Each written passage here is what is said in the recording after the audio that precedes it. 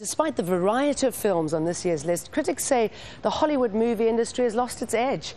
Joining us on Al Jazeera's red carpet from London is Ali Jaafar, former editor of Variety magazine. Thank you very much for joining us. Considering that 10 films are up for a Best Picture nomination, that's the largest number ever, do you really think that Hollywood has lost its edge? No, I don't think it's lost its edge. I think it remains the kind of world leader in terms of providing entertainment. And we can see that by theatrical audiences around the world. I mean, people do go to see Avatar, for example. People do go to see Up in the Air. They do go to see films like Up.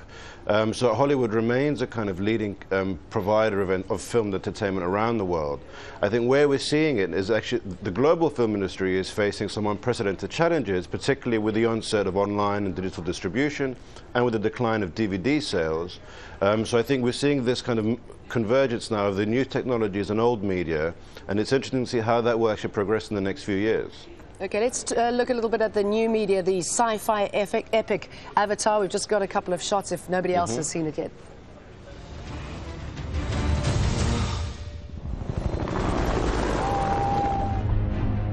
Jake, it's real simple. I want you to learn from the inside. I want you to gain their trust.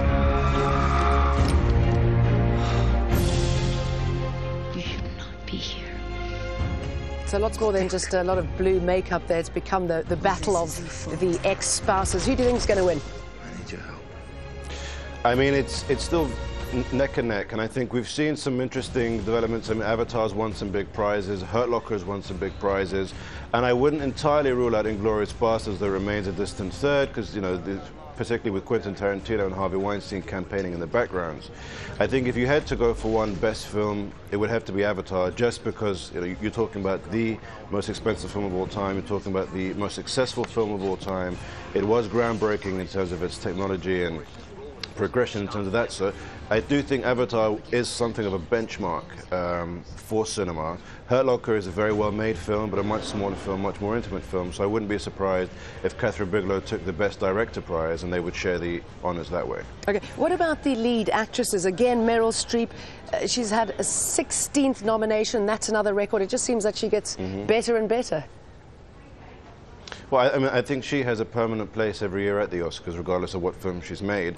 I don't think that Meryl Streep will actually win this year. I think Sandra Bullock is the front runner for The Blind Side. That's a film which hasn't come out in many parts of the world yet, but was a huge hit in America, surprisingly so, made over $200 million, for what was essentially a very small kind of family drama.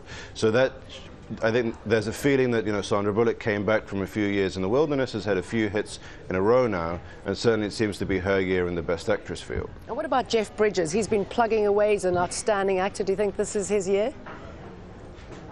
I certainly do. I think it's the year of the dude, finally. I mean, Jeff Bridges is one of the most well-liked actors in Hollywood, one of the most respected, and he's been doing this for 30 years, 40 years, and has always managed to kind of stay just beyond being a big A-list star and also just beyond being a kind of entirely character actor. He's always kind of been between the two, and he's had a sizable following. And there's a sense that, firstly, you know, he makes this film crazy hard, which otherwise would be a fairly forgettable film, but it's a great performance, and he's had a great career, so he deserves to win. Let's talk about who's not going to make the Oscars. The producer of Hurt Locker and Sacha Baron Cohen, the comedian. What happened there? Well, with Sacha Baron Cohen, the story goes that he'd prepared a skit which he'd be performing with Ben Stiller, making fun of Avatar, and I think Sacha Baron Cohen was going to be dressed up as a female Na'vi who was actually kind of pregnant with James Cameron's baby.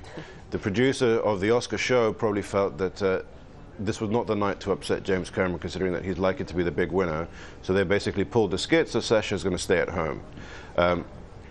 In terms of the Hurt Locker producer, what we've seen there is he's actually one of the 4 producers of the film. He's actually the financier, Nicolas Chartier, who put his own money into making that film. He's been barred from actually attending the Oscars because he sent out an email urging Academy members to vote for the Hurt Locker instead of Avatar, even though he never actually used the Avatar term. He simply called it the $500 million film.